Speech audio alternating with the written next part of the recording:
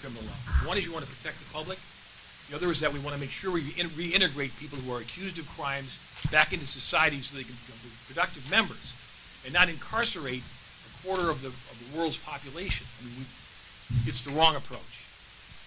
And I think you need people who understand that. I'm sorry. I apologize. Ran over time. Thank you, Clint, for the, can I say endorsement? I haven't much to say. I hope I don't use a whole minute. Thank you for being here today. Thank you for listening to us. And hopefully thank you for your endorsement. I don't know what else to say that hasn't been said. I'm not going to take up more time. Please do your research. Go to our websites. Look at the questionnaires that Cara spent so much time putting on the website for you. Thank you all. Thank you both. Thank you. That was quick. Yeah. Thank you. Thanks. Office 97.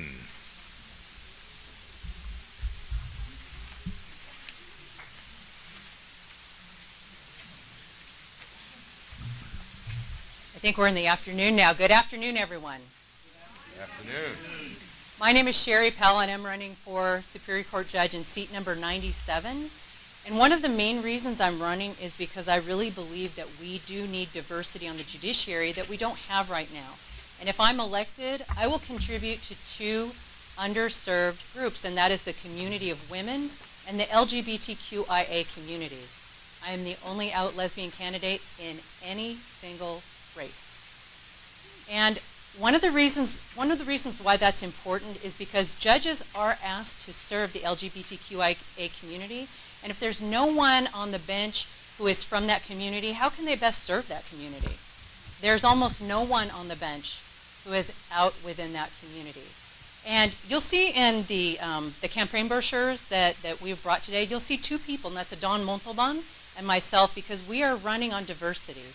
He'll speak to you about what he would contribute in that regard, and I'll focus on myself.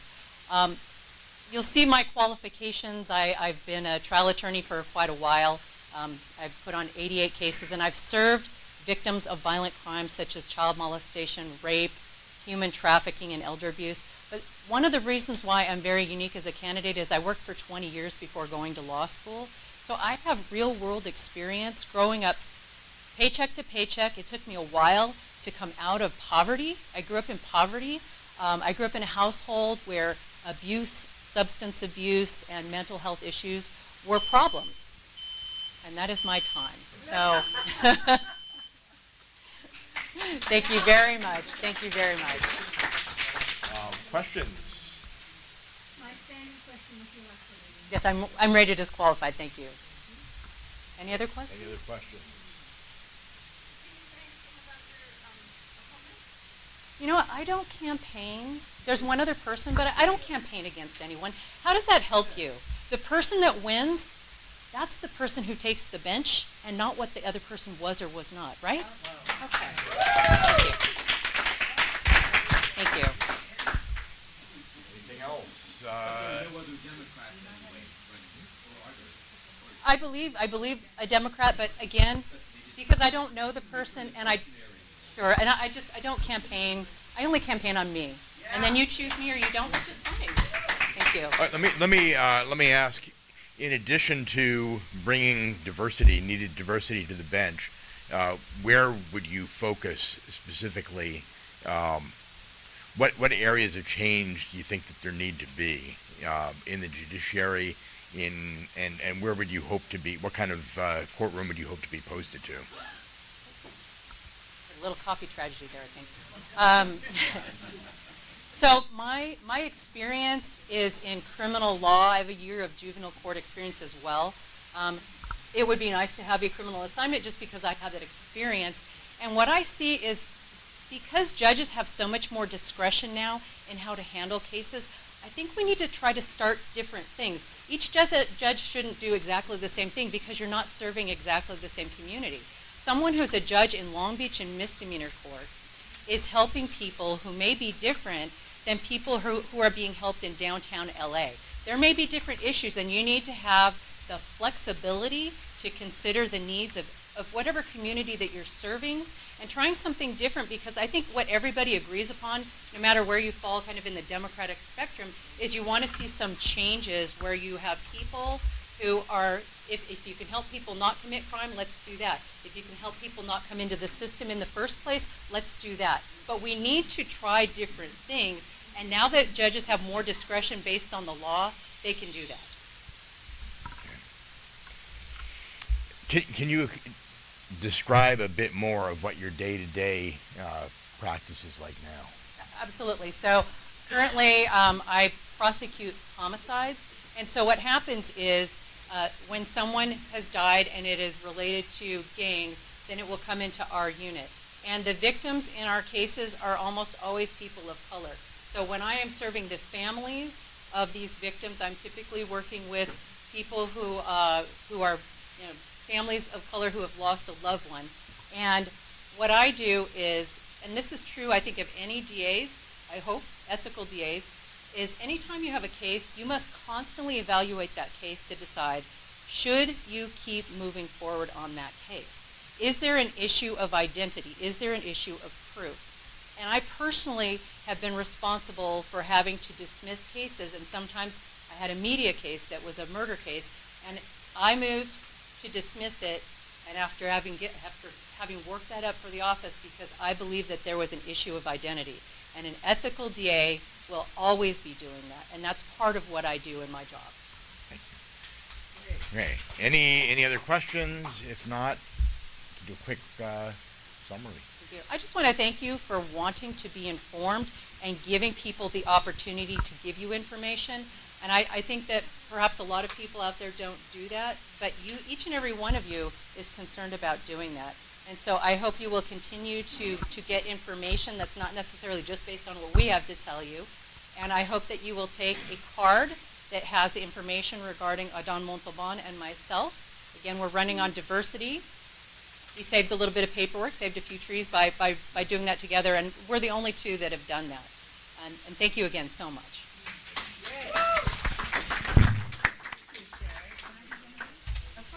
And there's some at the table back there. Please feel free to take one. Thank you. And take some to share if you like. Okay, candidates for office 129. Candidate.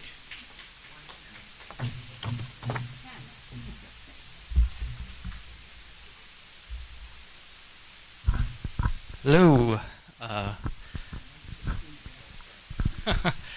Hello, my name is Kenneth Fuller. I am the only Democrat in number 129. I am an environmental crimes prosecutor, and I've been endorsed by the LA County Democratic Party and the LA Federation of Labor, as well as the Stonewall Democrats and a number of other organizations. Across the board, I also have law enforcement support. I'm in the Environmental Crimes Division, which means that we personally respond to incidents where people have died or been severely injured by environmental disasters. So we're there within hours, if not, of the actual incident occurring. So we see some pretty horrific things. A lot of violations of safety requirements and industrial standards that really do hurt people. And a lot of times we have corporate defense attorneys right there on the scene, that we have to interface with in order to investigate the case. I'm also a reservist in the United States Air Force JAG Corps, and I have personally litigated cases in military, civil, and criminal courts, so I have a broad diversity of experience. And I also teach and have been doing so for the last 8 years in the classroom in the LADA Project Lead program to help kids avoid the criminal justice system from the very beginning. Thank you very much.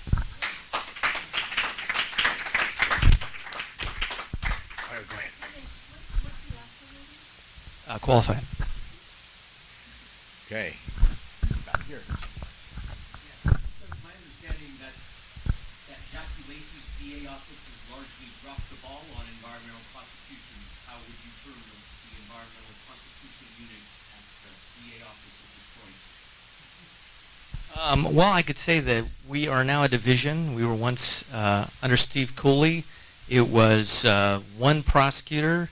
In fact, You know, I think back in 2000, the Environmental Crimes Division was virtually in non-existence. When Jackie Lacey in 2012 came in, it was a section and then was subsequently upgraded to a division. We work very hard. We go up against a lot of firms with a lot of resources. But speaking from my position in that unit, I'm very proud of what we do, and we believe what we do, and we are on the front lines doing exactly that. So I think we're really. Some people talk about environmental justice. They talk a lot, but we're actually doing, and right there, seeing the victims of these crimes directly and holding people accountable. You go ahead. So are you confident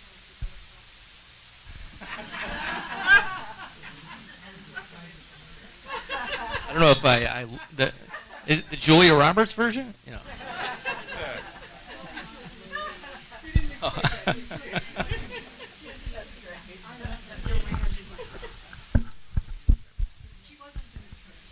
Yeah. She was.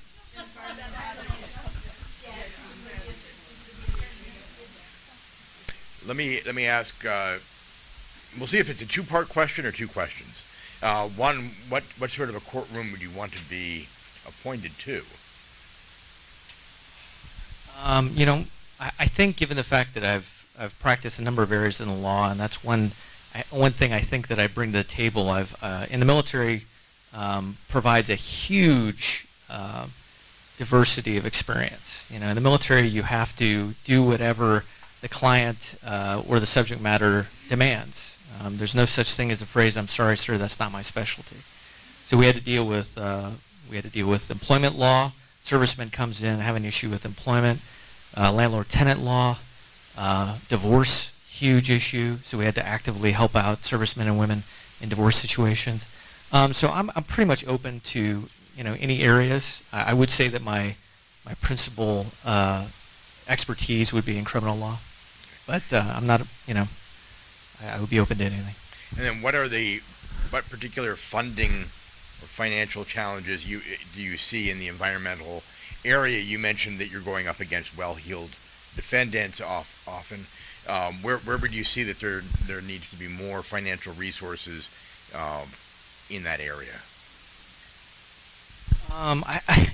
One interesting thing about environmental law is it's extremely complicated. I just got, actually 2 days ago, my new volumes of environmental law on my desk, and it's 2 volumes of about 3 inches thick. So that's 6 inches for environmental law here in only state law. That's only state. And the penal code is about 4 inches. So it's extremely research intensive, and there's a lot of defenses that can be brought out. And principally the people that I'm going against are civil corporate attorneys. They do some criminal, but they have a lot in terms of paralegals and other associated attorneys working on the case.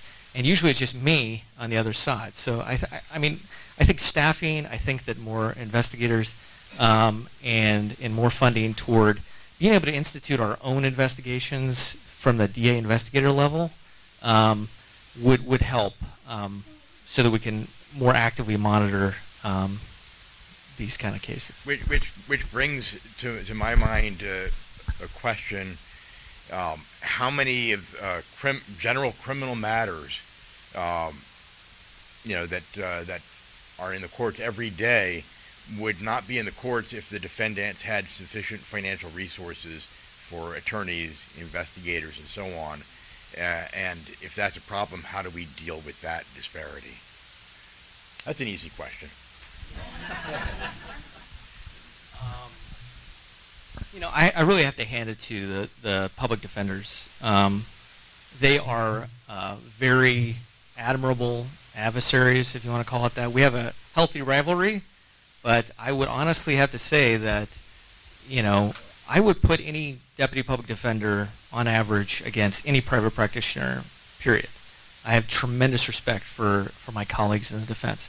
And I likewise, because in the military experience, we are trained in both prosecution and defense, so I've gained a tremendous respect for the defense bar in that regard. And I think that a healthy defense bar is inherent to the the justice system. I've been in situations where, as a prosecutor, I have had to literally appeal to superior officers, to go up the chain to a general to get a case dismissed.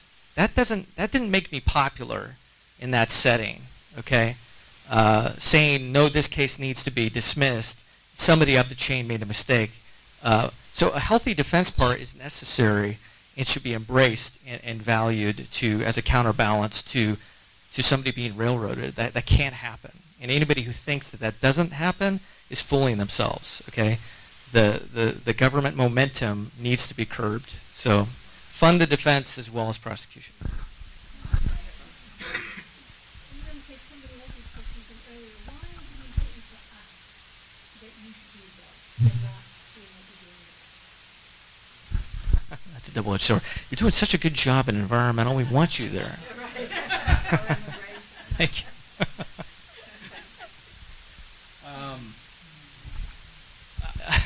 Yeah, actually, that's a huge issue.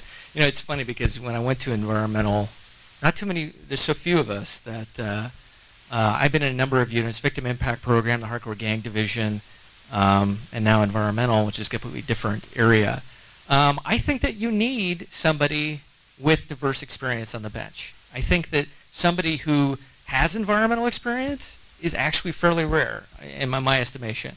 A lot of times, you know, the criminal judges that I encounter say, wait a minute, why isn't there somebody that, you know, we can put handcuffs in to set bail? That's a corporation that you've charged. It's very confusing. This corporate summonses that we use are rarely used. And the law, the environmental law is, you know, most judges are completely unaware of. That's why, you know, I've done so many extensive motions, 65-page response to a motion to dismiss I had to do, 15-day preliminary hearing. That's the longest preliminary hearing I've ever done, hands down. Most judges haven't seen that, so I think that to have that experience on the bench would be valuable to those who care about environmental justice.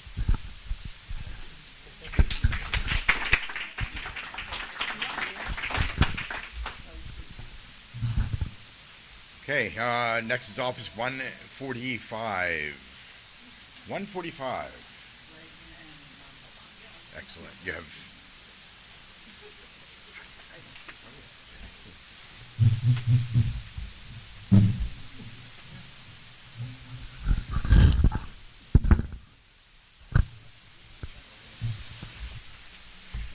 However you want to. Good afternoon, everybody. My name's Troy Slayton. I'm running for judge in seat 145. I've been a defense attorney for the last 15 years. What that means is, like the public defenders, I've been the one standing between the government with their unlimited resources and my client potentially facing a jail cell. And I've done that proudly and happily, oftentimes pro bono, and it's been one of the greatest honors of my life to be able to do that. A little bit about my background. I've served on the board of several environmental nonprofits, Kids for Saving Earth, Earth Communications Office. I was a youth ambassador to the United Nations Environmental Program. And more recently, I've served on the board of the Pacific Lodge Boys Home. That is a home in Woodland Hills, where there's about 80 young men who are on probation and who are unable to go back to their home for whatever reason, and to be able to give them counsel, to be able to give counsel to the board pro bono has been an amazing opportunity for me. I want to be a judge because it's not just about where you come from. It's not about your racial or ethnic background. It's about diversity of thought. We need people. There are many, many judges who are former prosecutors. There's a prosecutor in every single judge race here. We need judges who are going to be able to come up and have that diversity of experience. And I'm happy to talk more about that in a little bit. Thank you so much. Talk to you soon. Buenas tardes todos. Let's try that. Let's have our Spanish lesson for today. Buenas tardes todos. Buenas tardes. Perfecto. My name's Adan Montalban. I'm going to take my minute really just to thank all of you for coming out. It's really important for me because I came to this country as an undocumented immigrant, My mom brought me and my three brothers to this country, and we didn't have a voice. So it was very important that you come out on a Saturday, spend your time, because you make the difference. The policies that you enact make the difference for people like us that didn't have a voice. So as my mom would say, just standing in front of you, I'm already a winner. I'm against all odds. We fought and we were able to get here. The interesting thing about it is that I became a deputy district attorney because I think it's important that the Latino community have a voice at the table, not just defending somebody. We can skip that and just go straight to where we can make decisions for our community about how that's happening. I'm sure everybody can agree, specifically when there's people prosecuting, like Adam Schiff. He's a prosecutor and he's prosecuting a very important case. So it's very important for me that we have diversity of thought, but diversity of thought doesn't come from the color of your skin. It's through the experiences that you gain because of the color of your skin. It wasn't easy growing up in a community where most of the children were scared that they were going to get deported. So I'm running for judge for diversity, and I thank you, and we'll talk a little bit more. Gracias.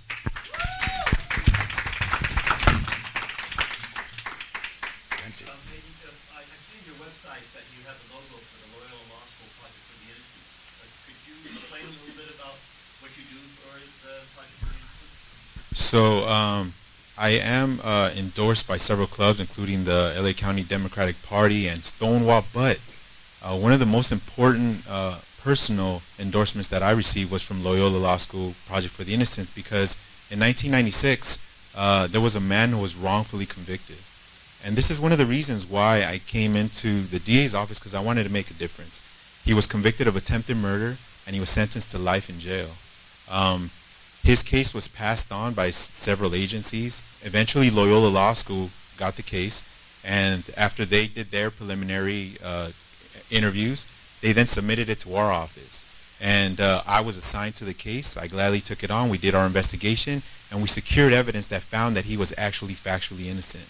After I flew out to another state, Missouri, we found the right shooter. We came back. We immediately got the person out of jail and demanded that we no longer had confidence in the conviction, and we were able to get him released. And for the work that I did, that's why Loyola Law School Project for the Innocents endorsed me. And I'm the only one that was endorsed by them. Thank you.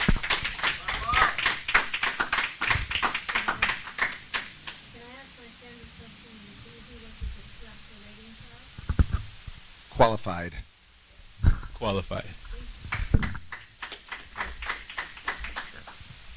Question for both of you.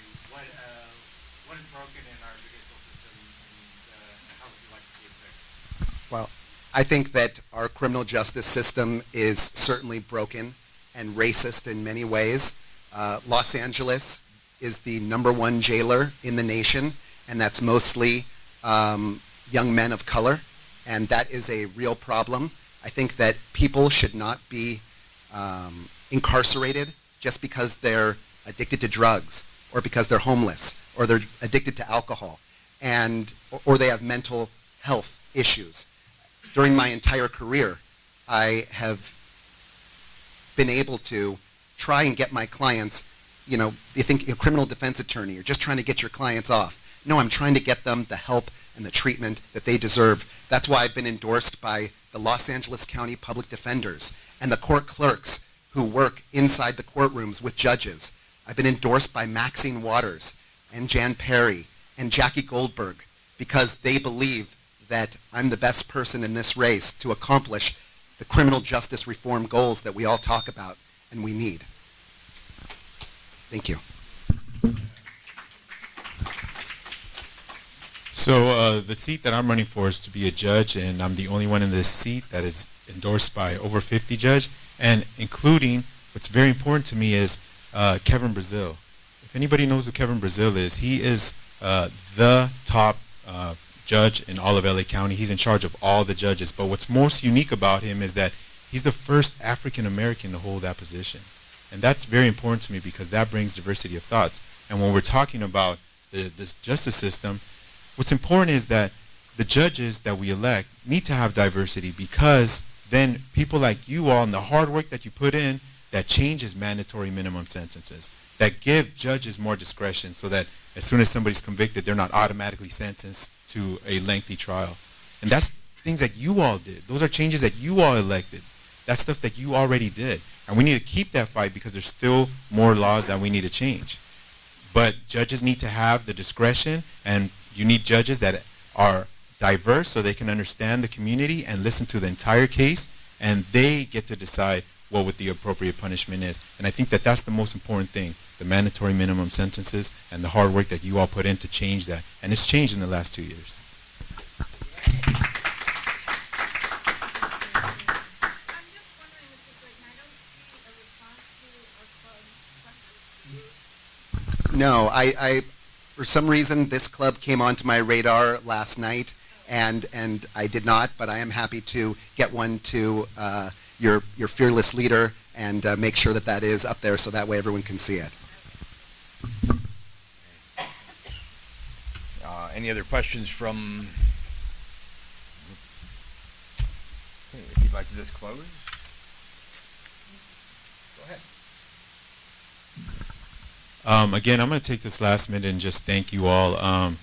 Whether or not I receive your endorsement, I do, like my mom says, I already feel like a winner. The fact that I got to go to law school and be a deputy district attorney, that was important to me. The other thing I would like to say about Ms. Powell, what she talked about, is that I agree with her in everything she said, but one of the things that I specifically talked to her about is that I wanted to be on the same ballot with her, not only because we want to save paper, because that's important, okay, but also because I really believe in her cause. I really do.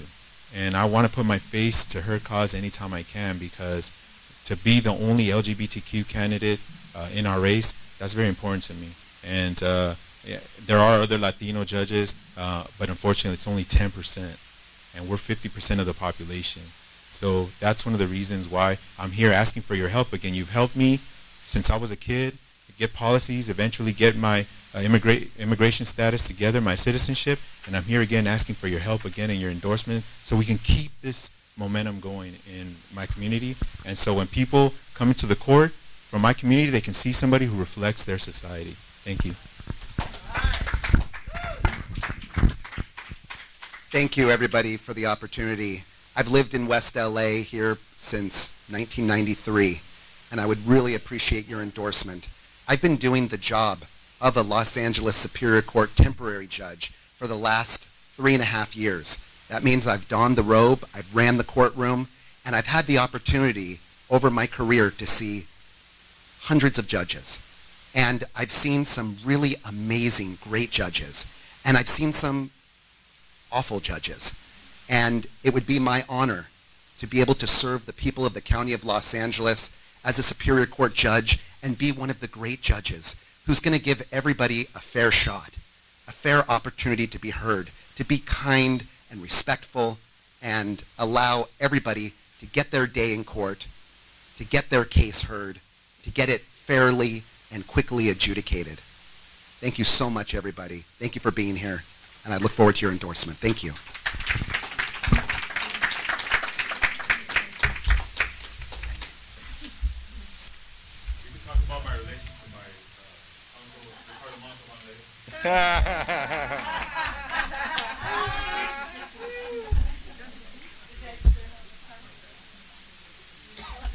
Okay, Office 150.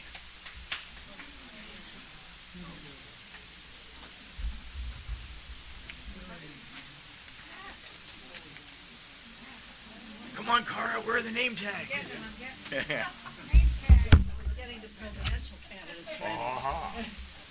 Okay, Sharon. Oh, you had no. You never know. Never know. There we go.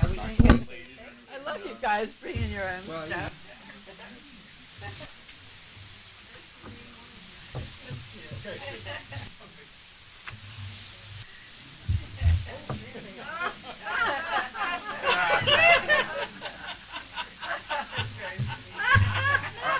Are there any other questions? Nice. I don't know. Whoever would like to go first. Little intro.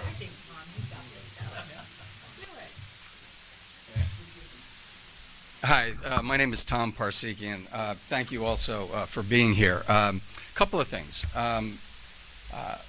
Endorsements actually are important. Why? Because that means people or organizations have actually taken the time to read a lot of very lengthy submissions like we did here, and hopefully you've seen my submission because I spent a lot of time caring for your questions and answering them. And it also means that they've met you and they've talked to you. I'm the only judicial candidate who's endorsed by Adam Schiff. Adam does not endorse judicial candidates. I've known Adam for 10 years. He supported me to get a position in the U.S. Attorney's Office 10 years ago. Unfortunately, I had a hiring freeze 2 days before I would have been hired, but he wrote a beautiful letter on my behalf as reference. He's the reason I'm running. I actually, last April, talked to him before deciding to file my papers, and he encouraged me to do it. He said, you'd be an asset to the bench. You must do it, and I have, and Adam has endorsed me. Well, also endorsed by Maxine Waters. I'm very proud of her. We see eye to eye on just about everything, and I'm proud to have her endorsement. I'm also endorsed by Senator Ben Allen. I'm also endorsed by Fiona Ma, Paul Kerkorian, Paul Koretz, the Los Angeles County Democratic Party. Very important endorsement. That's our party. They have a very long and deep process in order to get that endorsement. I was thrilled to get it. Same with Stonewall, long process. East Area Progressive Democrats. Dorothy Reich, my first endorsement before the LACDP endorsed me, Dorothy was there. She knew me, she endorsed me, and I was thrilled to get that. A lot of progressive endorsements, and I'm thrilled to have all of them. Who am I? I am my father's son. My father was a senator. He was a judge. He was a World War II combat veteran, and he also, and this goes back to the numerology point, it does mean something. I'm running in seat 150. I'll wrap it up by telling you this, then we'll go to questions. That means something to me because HR 150 just passed a few weeks ago that finally said the Armenian genocide happened. Yeah. And I am so thrilled to say, being an Armenian American, that this country, the Senate and the Congress actually recognize it, because I'm the grandson of Armenian genocide survivors from Erzurum and Dikranagar, the tremendous atrocities that happened to those two cities and to my relatives. And so I'm very proud to be running in seat 150, which matches HR 150. And I'll answer further about my background. I'm a graduate of Columbia University, Rutgers Law School, Harvard, and Oxford, as well as rated qualified by the LA County Bar.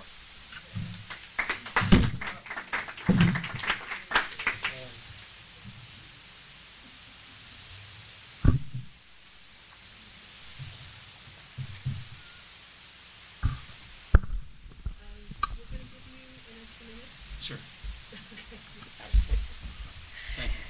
God bless you. Thank you. Judge Maybelline told me that when you enter a room and you're running for race, that you need to say your name 3 times. I happen to have 4 names, so I'm going to share them with you all 3 times. Cherie, Onika, Valle, Cole. I am Cherie, Onika, Valle, Cole. Guess what? My name is Cherie, Onika, Valle, Cole, and I'm running for seat 150, and I'm the best candidate and the best fit for this job, and let me tell you why. I was born in San Diego, and I grew up in Tijuana, Baja California. English is my second language. My mother was undocumented. My father was a poor black man seeking to follow his dream to provide health care to low-income families. Ultimately, my dad graduated from medical school, and we opened up a medical clinic in the poor part of San Diego. We continued to live in Tijuana because we had a small business that we were operating, and we all had jobs, so we needed to save money. I was my dad's bookkeeper from age 7 on forward. I graduated as the valedictorian. I went on to Yale. I ran across a major called molecular biophysics and biochemistry. Someone told me girls couldn't do science. I proved them wrong. I graduated, went to medical school at UC San Diego, left there and went to law school where I fell in love with the law. I spent 15 years at the Los Angeles City Attorney's Office. I was authorized by the Los Angeles Superior Court as a temporary judge. I am the only candidate has tried cases both in the civil courthouse and the criminal courthouse, and has also presided over civil and criminal trials.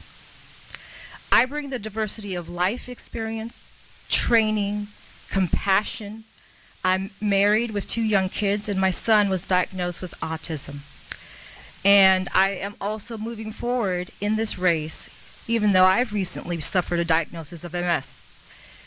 I have faced adversity, I've stood up to it, and I'm excited to bring that same energy, experience, talent, and optimism to the criminal justice reform effort in Los Angeles Superior Court. Thank you. So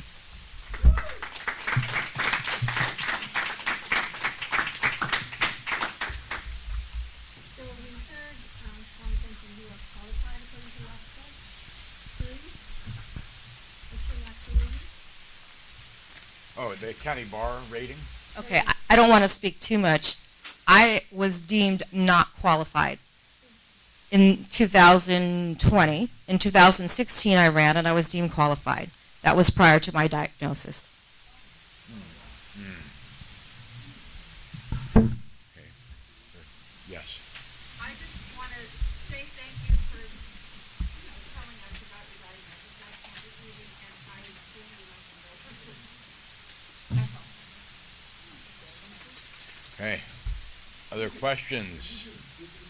When you guys get disqualified, or whatever your rating is, can you give an explanation of why, or just It's a good question because the rating of being qualified, which I have and others have talked about it, is really important. It's a long process, I must tell you. They make you submit 75 references, judges, opposing counsel, clients, experts, whatever it may be, people who have had a professional contact with you, and they follow up on every single one of them. They send out literally surveys to every one of them, and then they follow up with phone calls, and they interview people. They talk to judges. They ask judges to comment. So then at the end of that process, you have about a 1-hour interview with 10 people sitting around a table, and they're hammering you with questions. So it's a long, arduous process, and you also had to submit lengthy papers about your background. So when they give you a qualified rating, it's something to really be proud of. It means that the bar, lawyers in this community have rated you to be qualified to be a judge. So it's an important question, and that's how they do it. Did that answer your question? Can I respond? I'm sorry. Yes, they do. I'm sorry, yes. Go ahead. May I respond, moderator? Of course. So Tom has been through the process once. I have been through the process multiple times. And what I will tell you is that you are given what we call a tentative rating. And they say if there's any what we call negative comments against you. So in the first time, I didn't receive any negative comments. So I submitted my 75 names and I went through the process and I was deemed qualified.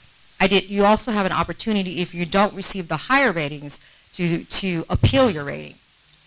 In a subsequent round, if there is any negative information, you get an opportunity to respond to it and appeal it to the committee.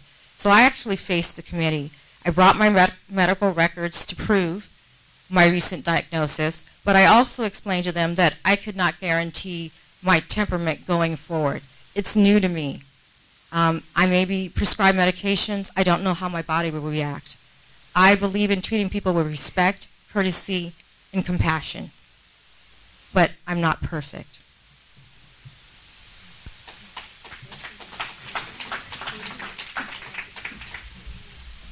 Let me ask, during the Democratic debate, presidential debate last night, a number of the candidates spoke on the issue of drugs and decriminalization or legalization. That, I don't think we would have heard that just a couple of years ago. What are your thoughts on decriminalization, and to what extent would you go with decriminalization, legalization? What are the potential issues or problems with that? Whatever you want to do with that. I mean, the thing is, it's not an issue in this state anymore. Where it is an issue is with the federal government. There's a tension between the federal government and the state government because it's still illegal. It's class 1. It's treated like heroin, which is ridiculous. So cross the border from California to Nevada, both states it's legal, yet you cross the border and suddenly it becomes a federal issue. I mean, think about that. In our airport in the state, LAX, it's legal here, but you're on airport property, it's now federal jurisdiction. So there's that tension has to be resolved. We had a crazy attorney general, as you know, from Alabama who was hell-bent on making marijuana be the most evil thing in the world and keeping it class A or class 1. So that has to be resolved. We're not going to have it resolved with Donald Trump in office. So if we remove that man from office, which you all must please focus on doing, I think that'll be resolved with his Attorney General, which may just be Adam Schiff, my chief endorser. I would be thrilled. Before we go, I would also like to hear from you. I also was surprised. I think that the questioning last night in the debate went well beyond marijuana. I think they were talking about, cocaine and opiates and such, which is a little more controversial to hear. And I'll let you amend, a bit. But why don't you go ahead? Thank you. So, part of my life experience and work experience was being a defense attorney at a firm in white-collar criminal defense. And so the issue there was a change in the federal sentencing guidelines, and the frustration there was that the guidelines had been too rigid and they didn't take into account mitigating circumstances. The fight with me internally is that I'm a former misdemeanor prosecutor, so my specialty and focus was dealing with the low-level crime that people kind of dismisses and the impact of Proposition 47 and the criminal justice system here and how many things they missed. I would like to see that amended to include some of the new drugs that have come forward. My husband's a marijuana expert because he grew up in LA and his brother grew weed in their family home. So, obviously we need to have a conversation that brings the federal and the state and the city agencies on the same page so that we can move forward. I'm out of time. So just amending. 30 seconds. Yeah. By the way, one thing I am that I don't think any other candidate is, I'm also a mediator. I've been a mediator for the last 3.5 years, and it's a different position because you're bringing two warring parties together. You're not giving a judgment, you're not advocating, you're trying to be a peacemaker, and that's something that I will bring to the bench. I've been practicing for, next year will be my 30th year of practice in the law, by the way.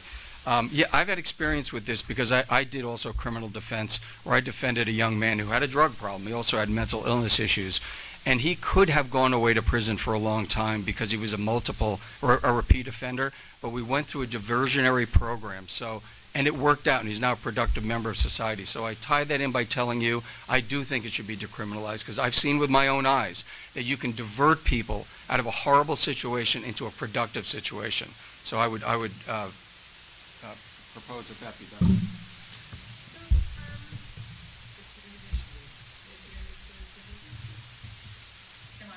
Oh, yes, if you want an additional 30 on that topic, sure.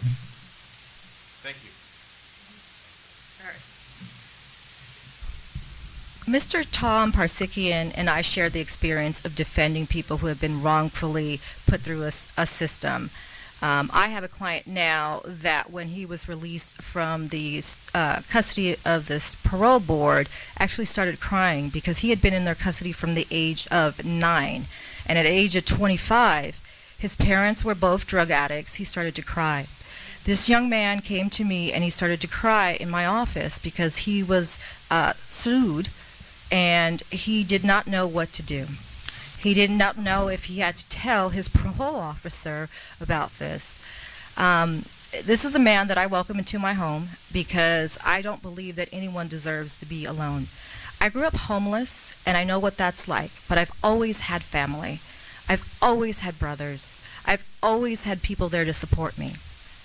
My time has expired. Thank you. So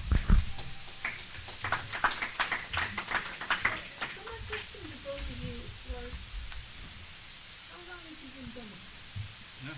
Life, sentence to life. Since 1977. I actually worked on the Jimmy Carter campaign. Okay, no other urgent questions? Quick closing? Sure. Yeah. Go ahead, you go.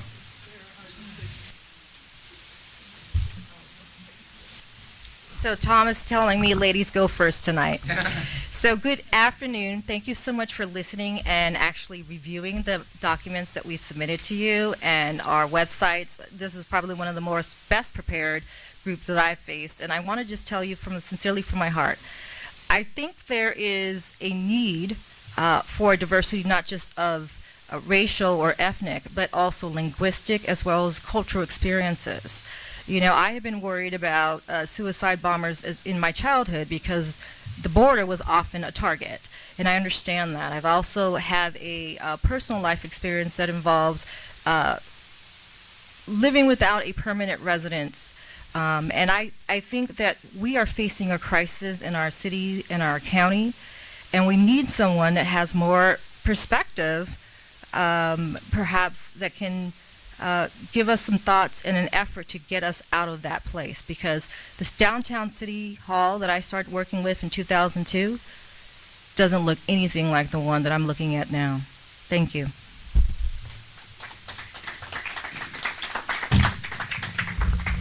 Hey, thank you for everything you're doing. This is one of the most incredible groups that we've been before. I am a lifelong Democrat, like I said, 1977, but I'm not just that.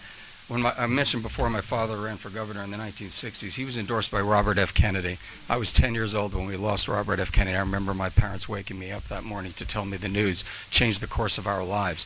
Robert Kennedy was the original progressive. You know, you hear that word, that's where it all came from, and it was very close with our family, and I'm proud to have that legacy.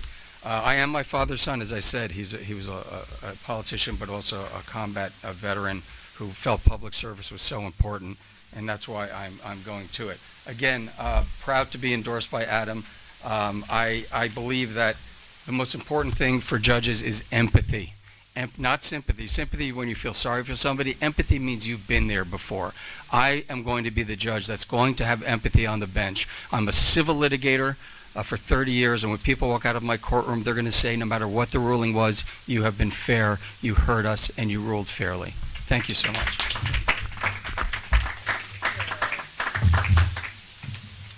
Thank you. May we take our time? Thank you. There's a $5 charge if you want to take it. Okay, Tom, I'll pay your $5.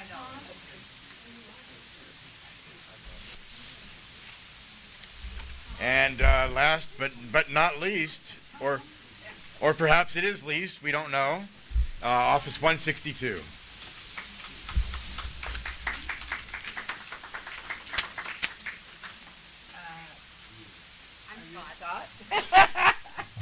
Hello, Scott.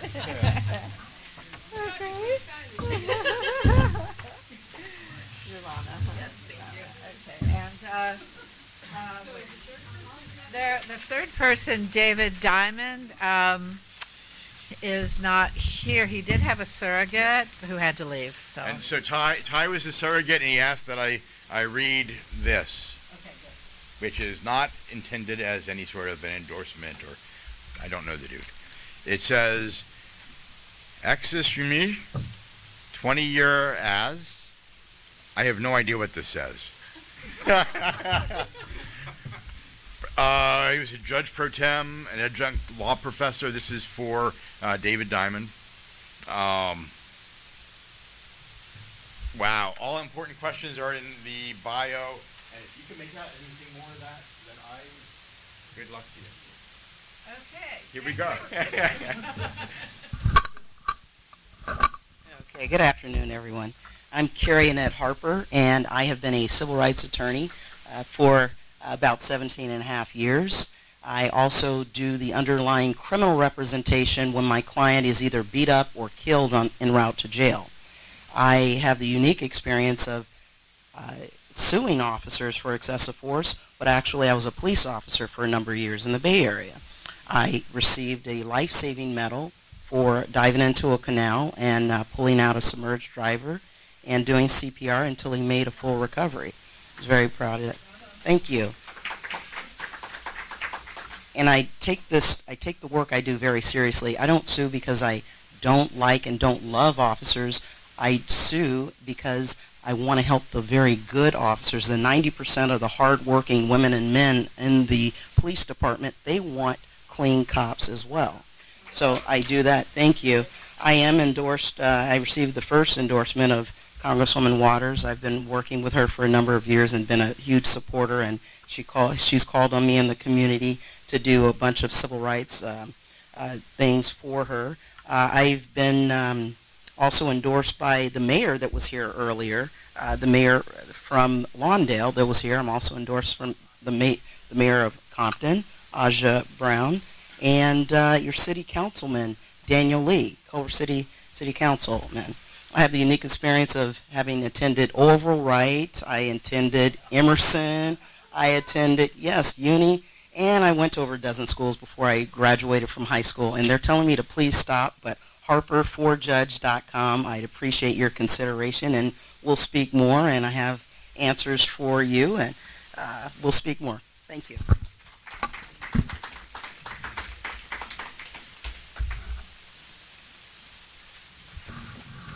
Good after. Hello? Hello? Sure. Thank you. Good afternoon, fellow Democrats. So sorry. My name is Lana Kim, and I'm here to speak on behalf of Scott Yang.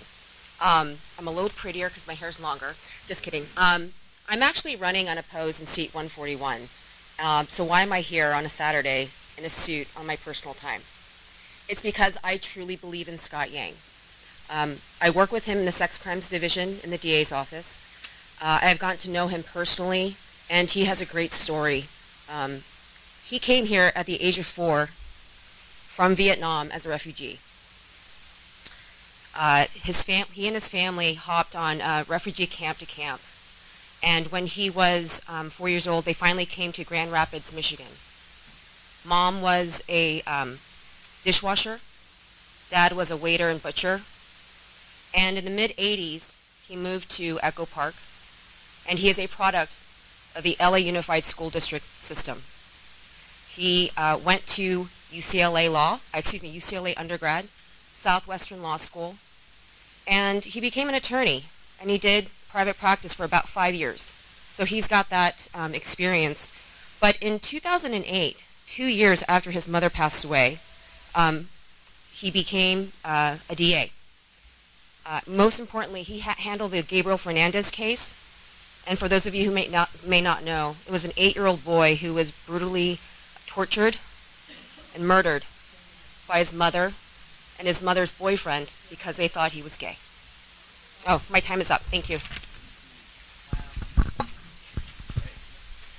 I think Ellen may have a question. I do have a question, and I'm actually going to ask it in full this time because I gather people haven't always understood what I meant by this. How are you rated by the LA County Bar Association, which decides whether they think people are qualified to be judges? I'm so surprised to hear that question. No, you've asked everybody that.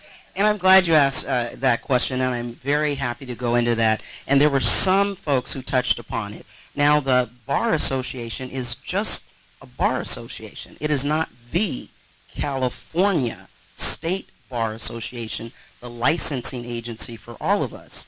Now, I have great respect for the lady sitting to my right, but the lady sitting to my right, she's not rated qualified. Yes, she is.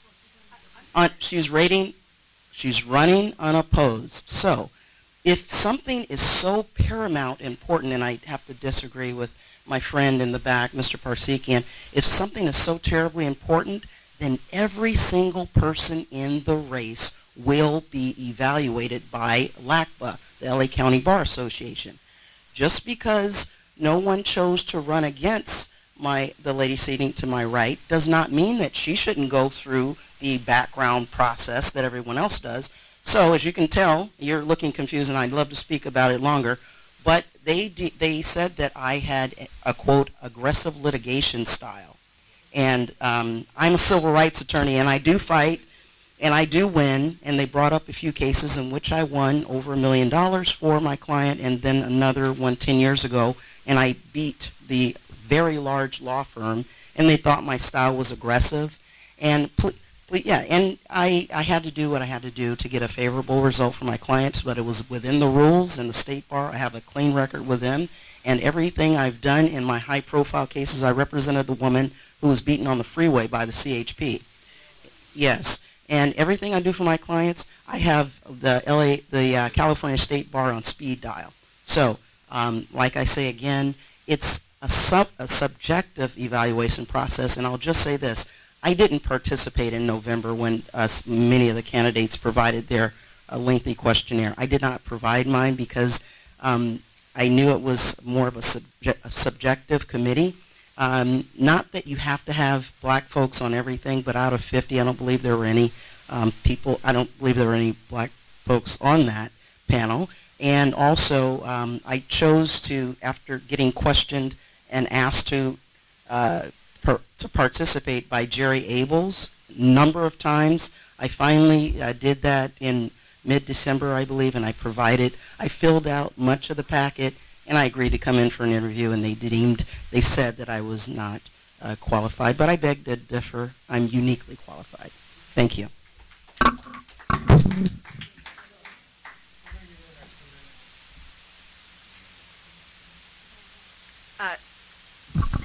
Just to be clear, the reason why I don't have a rating is because when the LA County Bar Association found out that I was running unopposed, they did not want to, they had not enough resources. So I believe that was a kind of slight misrepresentation. I was not actually, I did not get to go through the process. But I'm not here because of me. I'm here for Scott Yang. Scott Yang has actually been deemed well qualified. And I have to disagree. I believe that the LA County Bar Association, they do go through a huge vetting process that I believe the earlier candidates did speak about. And two things that are important for a judge are not just it's your qualifications, but it's also judicial temperament. So when they speak to 75 people on your list, those people are going to be honest about how they feel about a particular candidate. At least they should. And based on those questionnaires, then they do additional phone calls, and then they will speak to people sometimes not on that list. Why? Because your reputation in the community is important. Your reputation with the bench is important. Your reputation with defense attorneys and your colleagues is important. That is why Scott Yang not only has the respect from his peers, he's got the respect by the bench, and also the defense attorneys. Why? You know, people think that DAs just want to put people in prison. We actually are the ones that decline cases, and then when we have a case with a defendant, we work with the defense to give a fair offer. And I have to tell you that he's gotten over 40 endorsements by judges, including those he did not appear in front of because of his good reputation.